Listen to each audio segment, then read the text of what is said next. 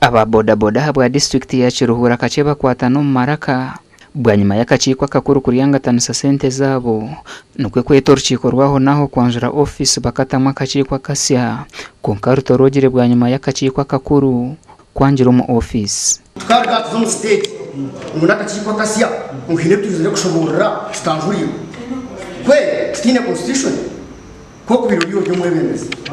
mwentu tuba tuhereze ibintu yituko ebine ito bindi twenda kunonoza wanyegereza batubinde bitwinite twinigana ikindi kintu twenda kufa twajya arikiko kugira ngo gitandika twenda twatandika kuri twenda kwenda kuri nyoni nizama ngo wabuze nisha ba point yanje ogusekutara wije owatwetse hatu tukayija atuhereze ebyo byayine abahanorinje over aha ibyo byayine bagira kungambira ati nyoti kureba ekitsemire kuba muza kubara tutakabanze kubanzurura mukiyikiriza bitabo byabikire ninga bitagize bitakire muri mukurizo imumwe yetebekanise muze tubanzure ibintu byanyu twarukora babura King Martin Normeya wa Keshunga Town Council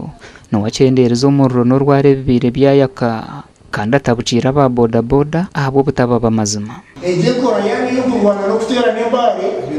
teri gukora umushando rw'Rwanda yari yo kugwaza mu gihugu wawe ne bari ayitwa assault